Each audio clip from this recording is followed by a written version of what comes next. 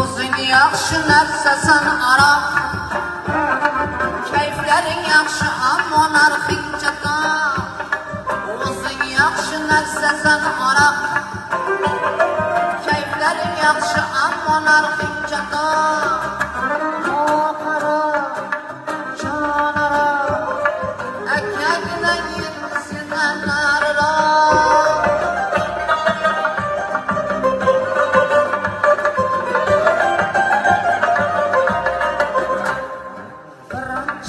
İçkanımda kızaradı yüzlerim, ikincisini içkanımda süzüldü gözlerim, üçüncüsünü içkanımda adaşadı sözlerim.